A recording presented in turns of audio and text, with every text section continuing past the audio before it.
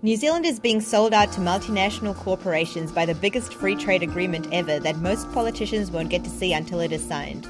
All we know from a few leaked secret documents is that New Zealand's future could soon be controlled by multinational corporations. The Trans-Pacific Partnership Agreement, also known as the TPP or TPPA, would be the world's most extensive free trade agreement, binding 12 countries representing 40% of global GDP and a third of world trade. New Zealand is already free trade partners with countries in our region as well as China and Thailand, so what's one more free trade agreement?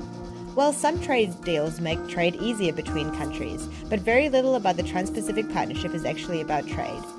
The TPPA undermines New Zealand's independence.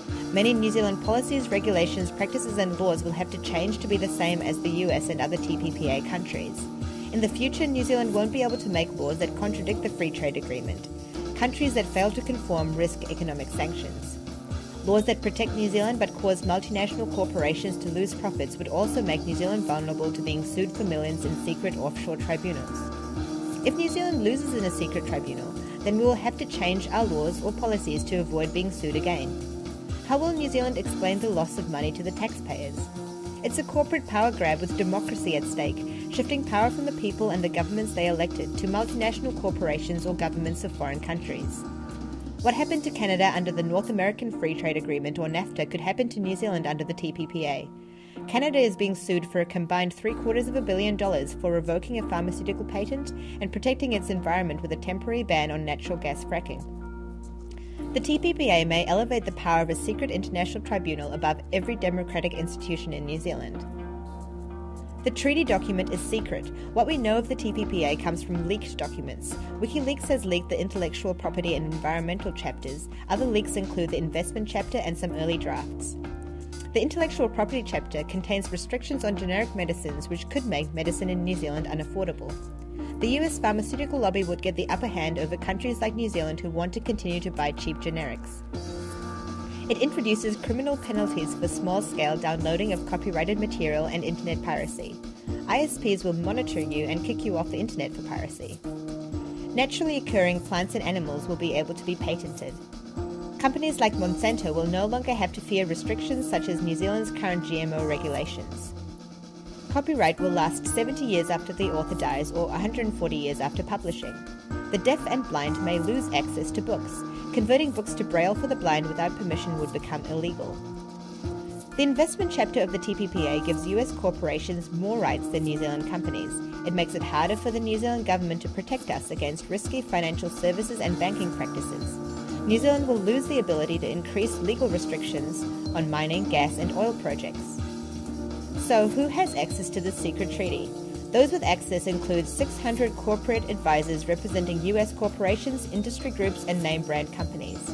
Negotiators and select officials from each of the 12 TPPA countries, plus a handful of environmentalists and unions also have access. Those without access, New Zealand's parliament and parliamentarians from other TPPA countries including the US. The media has no access and neither do you. New Zealand's parliament will only be allowed to view the treaty after it is signed. What are people in politics saying? The Green Party says the TPPA contains provisions that could restrict the ability of future governments to legislate for public health and the environment. Labour leader David Cunliffe says, "We might pay more for medicines, we might be sued by tobacco companies for plain packaging."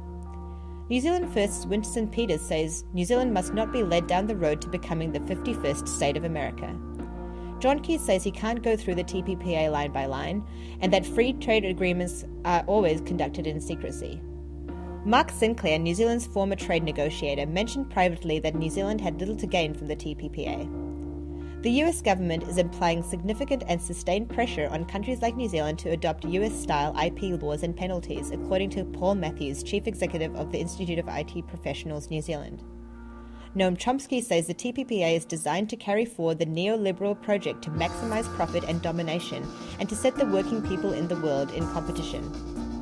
A US senator has stated that trade agreements like the TPPA have ended up devastating working families and enriching large corporations. Take action now. Sign petitions and send messages to politicians. Vote in New Zealand elections and make sure your friends vote too. Parties that clearly speak out against the TPPA are the Greens, New Zealand First, the Māori Party and the Internet Party. It's unclear what Labour's stand is. National Act and a United Future are uncritical of the TPPA. Share this video with your friends.